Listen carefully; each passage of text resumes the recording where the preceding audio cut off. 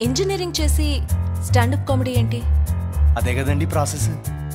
అంటే మీరు ఇప్పుడు షెఫ్ అవ్వాలని గట్టిగా ఫిక్స్ అయిన తర్వాత ఇంజనీరింగ్ చేయలేదా? లేదే. వాట్? తల్లి కావడానికి ప్రెగ్నెంట్ కావాలి కానీ పెళ్ళెందుకు? నువ్వు వెతుకుతోంది మగాడిని, అందులో రైట్ పర్సన్ దొరకాలంటే అమ్మాయిలకి అబ్బాయిలంటే పెద్ద లిస్ట్ ఉంటుంది బ్రో. అందంగా ఉండాలి, టాల్గా ఉండాలి, హ్యాండ్సమ్ అయి ఉండాలి. అబ్బాయిల కింద లిస్ట్ ఉండదు. అబ్బాయిల లిస్ట్ చాలా సింపుల్, అమ్మాయి అయి ఉండాలి బ్రో.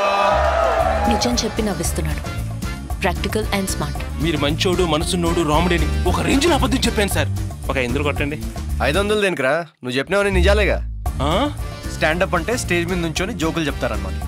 ఊర్లో బుర్రకథలు చెప్తారు అలాగే.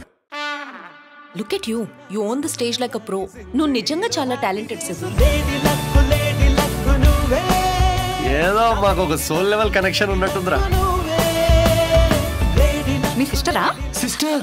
మీరు సిస్టర్ అయినంత మాత్రాన ప్రతి అమ్మాయి సిస్టర్ కాదు కదా సిస్టర్. సిద్ధు, నువ్వు విషయం చాలా తప్పుగా అర్థం చేసుకున్నావు. పెళ్ళొద్దు కానీ ప్రెగ్నెంట్ అవడానికి నా హెల్ప్ కావాలి. ఫార్మాలిటీ స్టార్ట్ చేద్దామా? దీనికి ఏం ఫార్మాలిటీస్ ఉంటాయా? ముహూర్తాలు అవి చూసుకుంటారేమో.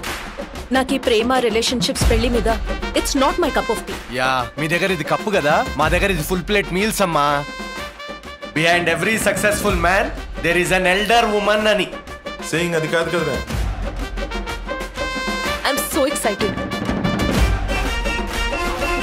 ఇదే సిన్సియారిటీ ఆఫీస్ లో చూపించుంటే ఈ పాటికి పెళ్ళయి పిల్లలు పుట్టేవాళ్ళు.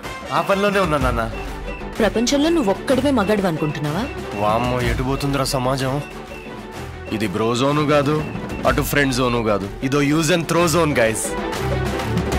నువ్వు అనుకుంటున్నట్టు నువ్వు స్టాండప్ కామెడియన్వి కాదు, జోకర్. మనుషుల ఫీలింగ్స్ తో సంబంధం ఉండదా నీకు? నాకు ఫీలింగ్స్ లేవు, రావు. ఇదంతా నేను ఎందుకు చేస్తున్నాను రా?